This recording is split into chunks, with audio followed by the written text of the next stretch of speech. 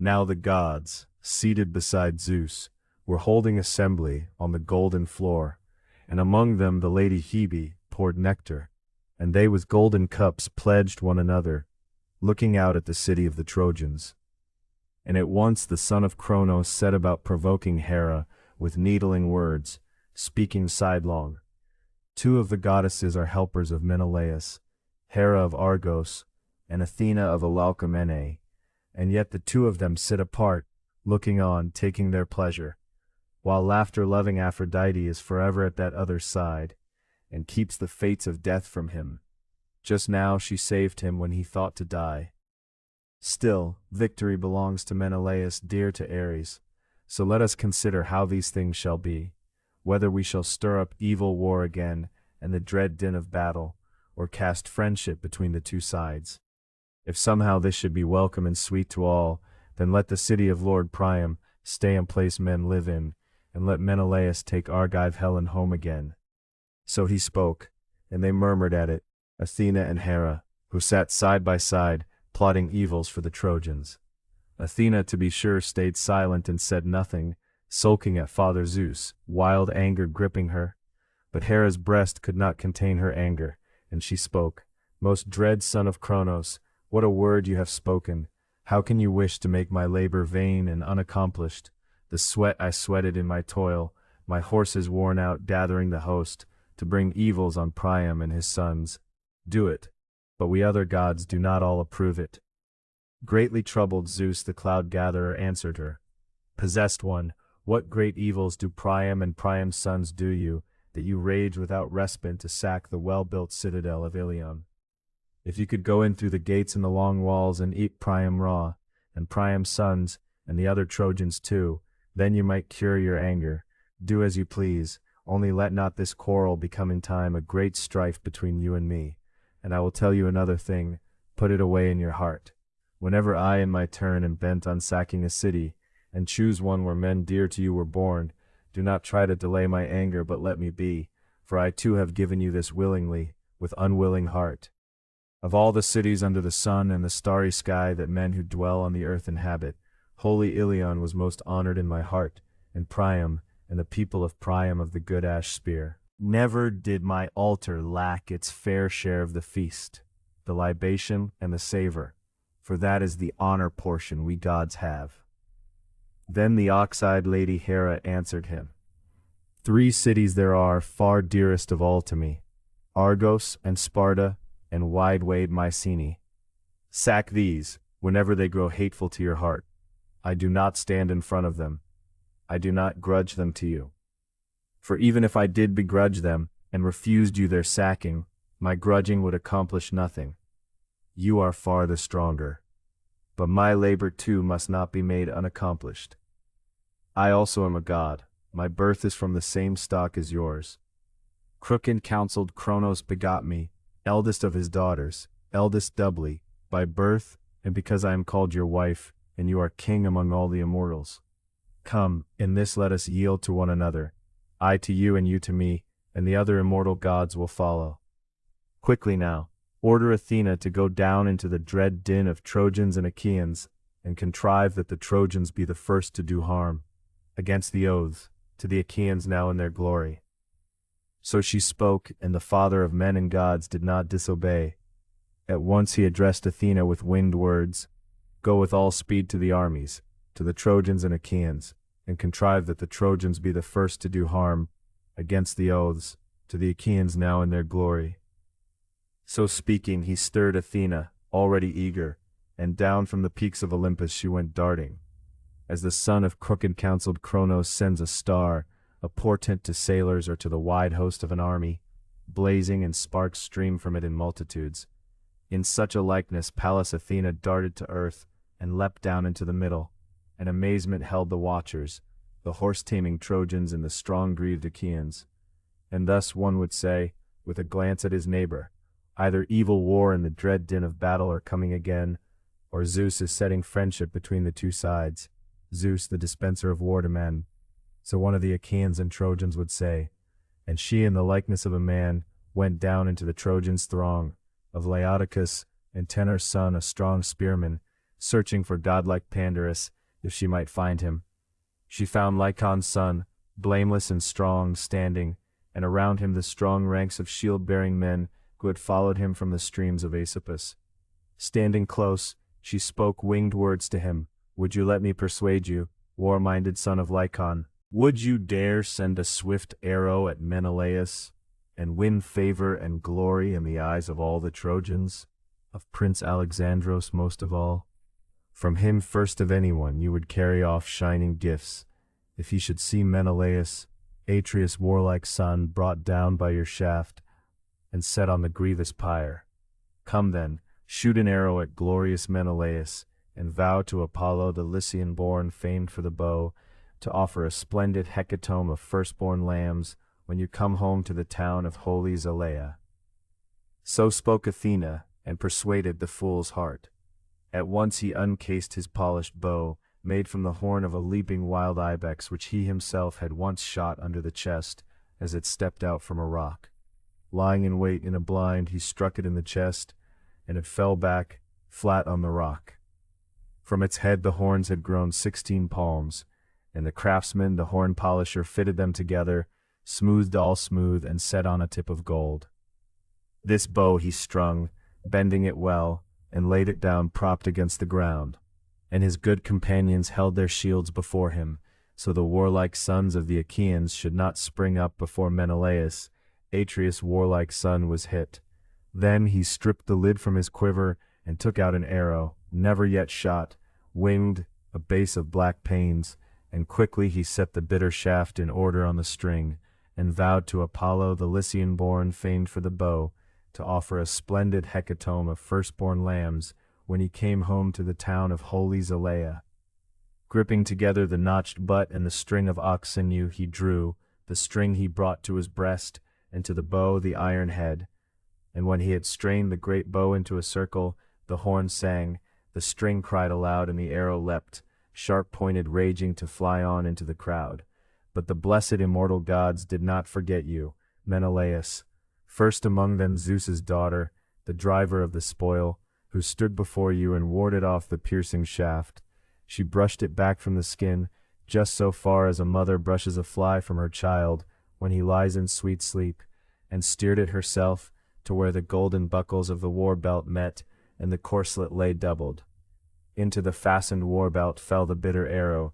Through the wrought belt it was driven, through the richly worked corselet it pressed on, and through the waist guard he wore to shield his flesh, a fence against javelins, that guarded him best, let it pass through even this. And the arrow grazed the outermost skin of the man, and at once dark-clouded blood ran down from the wound, as when some woman of Maeonia or Caria stains ivory with crimson to be a cheek piece for horses. It lies in a treasure room, and many horsemen have prayed to carry it, but it lies there, a king's treasure, both ornament for the horse and glory for the driver. So, Menelaus, your shapely thighs were stained with blood, your shins and your fine ankles beneath. Then the lord of men Agamemnon shuddered as he saw the black blood running down from the wound, and Menelaus, dear to Ares, shuddered himself. But when he saw the binding cord and the barb still outside the flesh, the spirit was gathered back into his breast. But groaning heavily, the lord Agamemnon spoke among them, holding Menelaus by the hand, and the companions groaned with him. Dear brother, it was your death I was cutting in those oaths, setting you out alone before the Achaeans to fight the Trojans. Now the Trojans have shot you down and trampled the sworn oaths. Yet not in vain are the oath, the blood of lambs, the unmixed libations, the right hands we trusted. For if the Olympian has not fulfilled it at once, he fulfills it late, and men pay greatly for it, with their own heads, and their wives and their children. For this I know well in my mind and heart, the day will come when holy Iliad shall perish, and Priam and the people of Priam of the good ash spear, and Zeus the son of Cronos, high-throned, dwelling in the sky, will himself shake his dark aegis over them all in anger at this deceit. These things will not go unaccomplished, but my grief for you will be terrible, O Menelaus, if you die and fill up your portion of life. I would go back to thirsty Argos in utter disgrace, for the Achaeans would think at once of their fatherland, and we would leave to Priam and the Trojans their boast, Argive Helen, and the field would rot your bones as you lay in Troy, the work unaccomplished. And thus some overweening Trojan will say, leaping on the tomb of glorious Menelaus, may Agamemnon bring his anger to this end in every case, as now he led an Achaean army here for nothing, and has gone off home to his dear fatherland with empty ships, and left good Menelaus behind. So, some day one of them will say, then let the wide earth gape for me. But tawny-haired Menelaus spoke to reassure him, take heart, do not frighten the Achaean host at all. The sharp shaft is not fixed in a mortal place. Before that my glittering war-belt saved me, and beneath it the loin-guard and the waist-guard bronze-smiths labored on. Answering him, spoke the lord Agamemnon. May it be so indeed, dear Menelaus, but a healer will probe the wound and lay on it drugs to stop the black pains. He spoke and addressed Talthybius, the godlike herald. Talthybius, as quick as you can, call Monro-Allen here, the man who is son of Asclepius, the blameless healer, to see Menelaus, Atreus' warlike son, whom someone skilled in the bow has shot with an arrow, some Trojan or Lycian. Glory for him, grief for us. So he spoke, and the herald heard and did not disobey. He went through the host of the bronze-shirted Achaeans, peering for the hero Monro-Allen, and he saw him standing with the strong ranks of shield-bearing men around him, who had followed him from horse-pasturing Tricca. Standing close, he spoke winged words. Rise, son of Asclepius, the lord Agamemnon calls to see Menelaus, the warlike captain of the Achaeans, whom someone skilled in the bow has shot with an arrow, some Trojan or Lycian. Glory for him, grief for us. So he spoke, and stirred the heart in his breast, and they went through the crowd, through the wide Achaean camp. And when they came where tawny-haired Menelaus was wounded, and around him all the best men were gathered in a circle, and he, a man like a god, stood among them. At once Monro-Allen drew the arrow from the fastened belt, and as it was drawn out, the sharp barbs broke backward. Then he loosed the glittering war-belt, and beneath it the loin-guard and the waist-guard bronze-smiths labored on. And when he saw the wound where the bitter arrow had struck, he sucked out the blood, and skillfully sprinkled on it soothing drugs, which Chiron once gave his father out of friendship.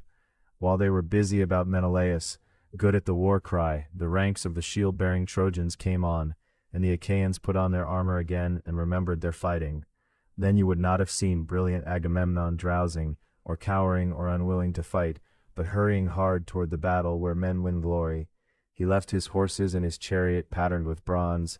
His aide kept them snorting off to the side, Eurymedon, son of Ptolemaeus, Piraeus' son, with strict orders to keep them close at hand, for the moment weariness should take his limbs, commanding through so many, and on foot he ranged the ranks of men.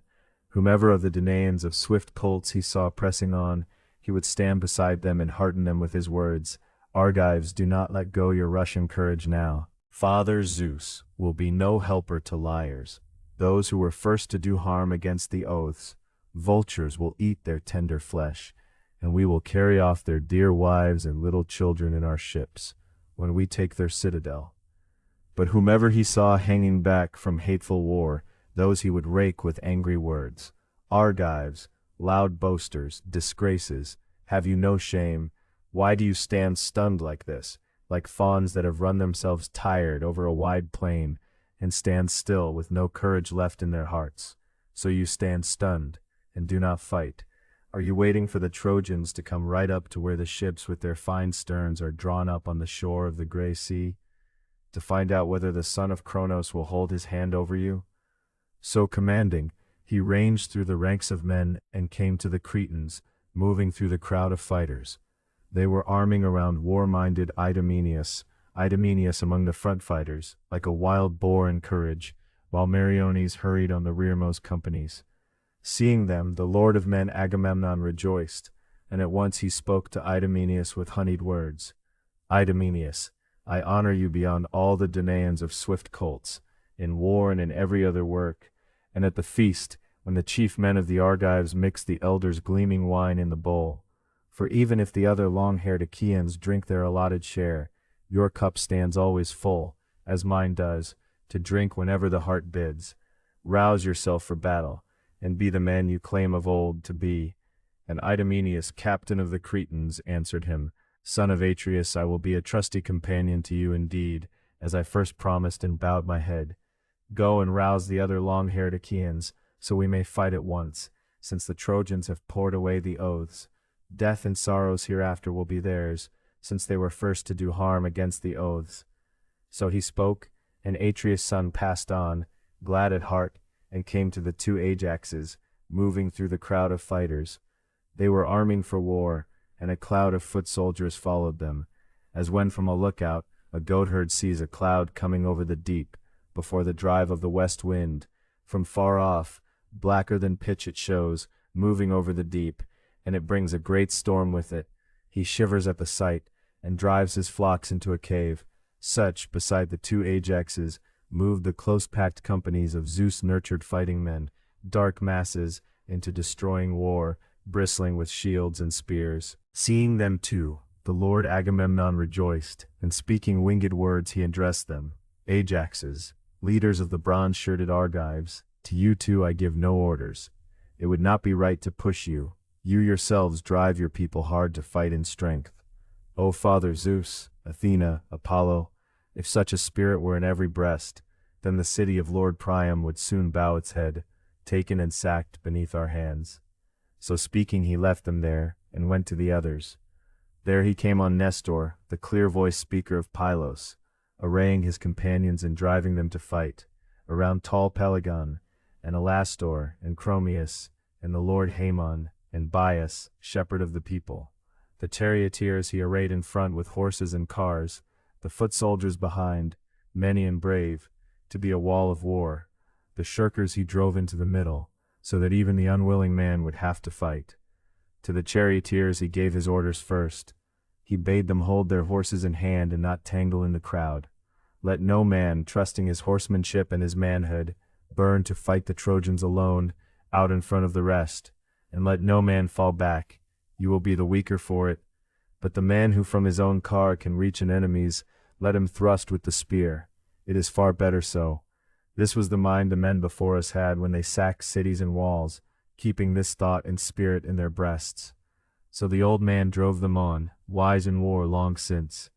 Seeing him too, the Lord Agamemnon rejoiced, and speaking winged words he addressed him. Old man, would that, as the spirit is in your own breast, so your knees kept pace, and your strength stood firm. But age wears you, age that comes to all. If only some other man had your years, and you were among the young. Then answered him the Gerenian horseman Nestor, son of Atreus, I too could dearly wish to be the man I was, when I cut down brilliant Erythalion, but the gods never give men everything at once. If I was young then, now old age comes with me. Even so I will be among the charioteers, and command them with counsel and with words. That is the honor portion of the old. The spears the younger men will wield, who were born after me and trust in their strength. So he spoke, and Atreus' son passed on, glad at heart. He found Menestheus, driver of horses, son of Peteos, standing, and around him the Athenians, masters of the war cry, and close by stood resourceful Odysseus, and beside him the ranks of Cephallenians, no weaklings, stood, for their people had not yet heard the war cry, since the companies of horse-taming Trojans and Achaeans had only just begun to move, and they stood waiting for another Achaean column to come on, charge the Trojans, and begin the war. Seeing them, the lord of men Agamemnon raked them, and speaking winged words he addressed them.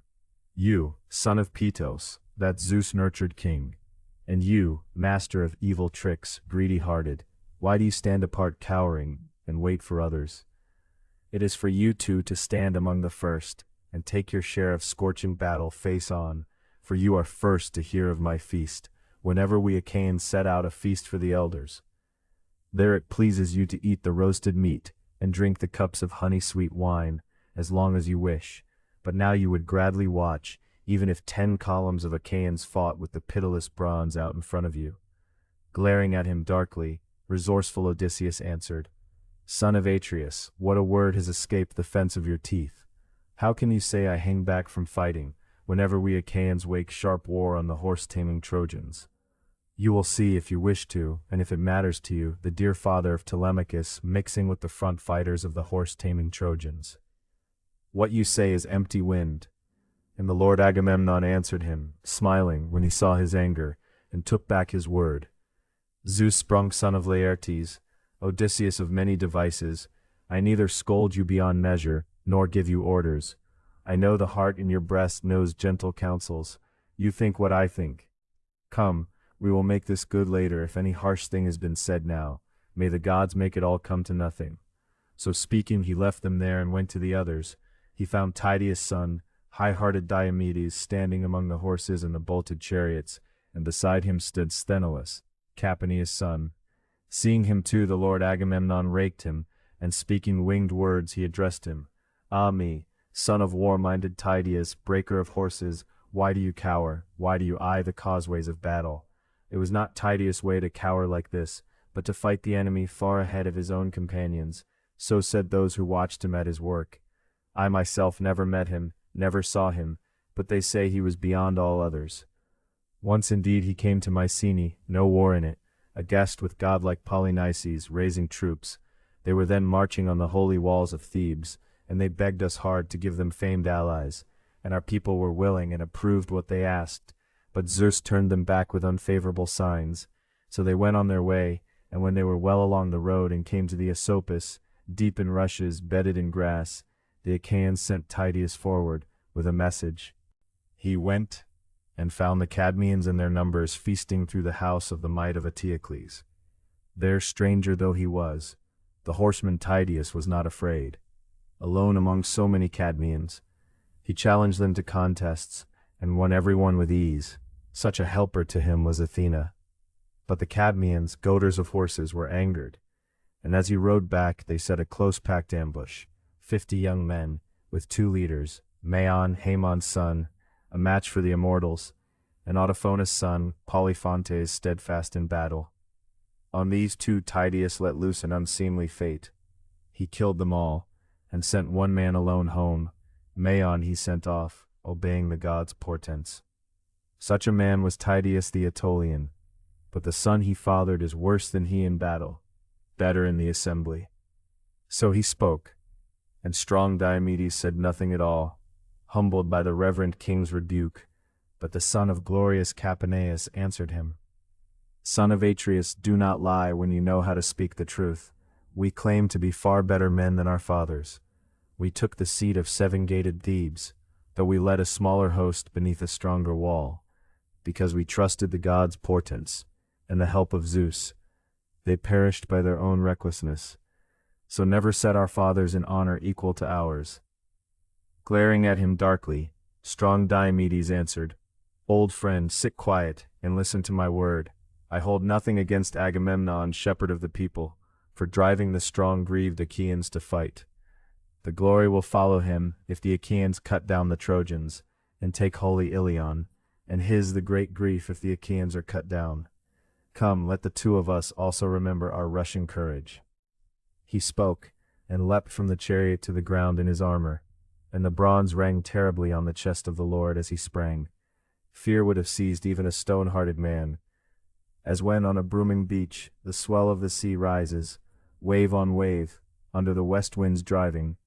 Out on the deep it first rears its crest, and then breaking on the land it thunders aloud, and around the headlands it arches and comes to a peak and spits out the salt foam.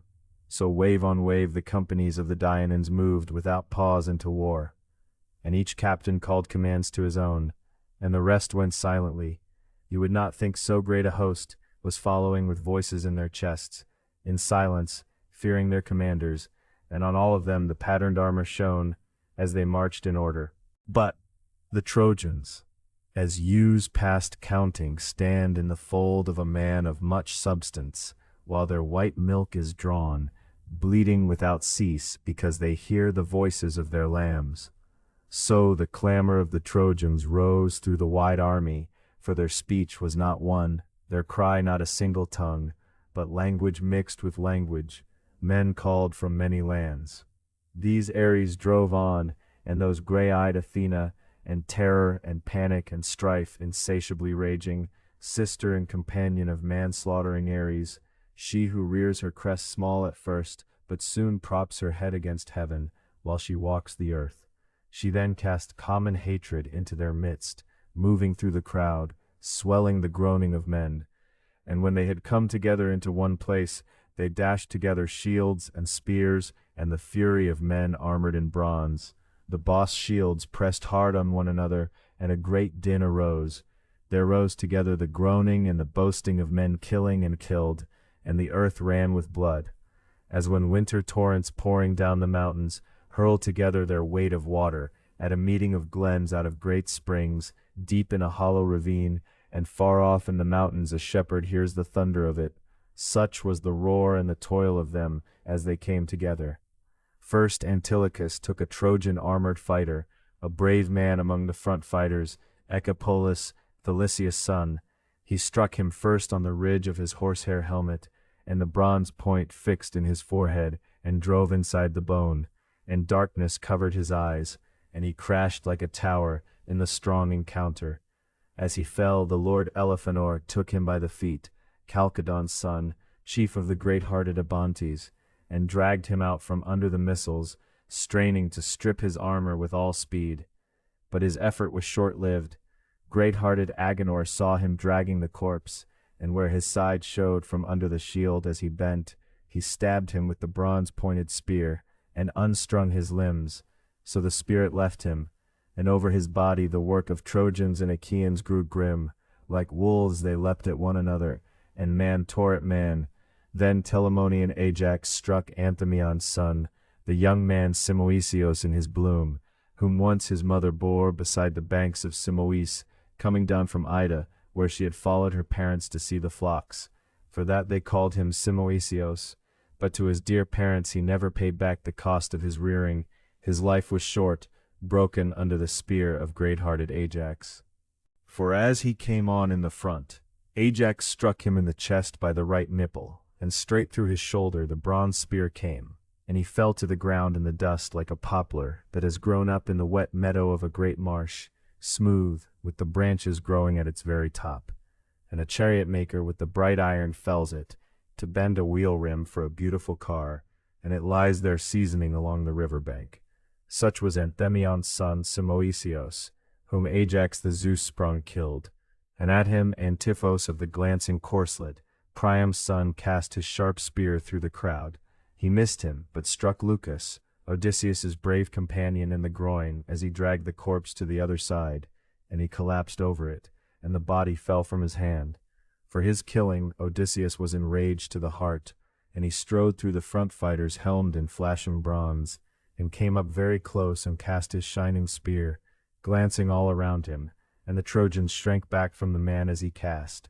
He did not send the shaft in vain, but struck Democoon, Priam's bastard son, who had come from Abydos from the fast mares. Him Odysseus, enraged for his companion, struck with the spear in the temple, and out through the other temple past the bronze point, and darkness covered his eyes, and he fell with a thud, and his armor clattered upon him.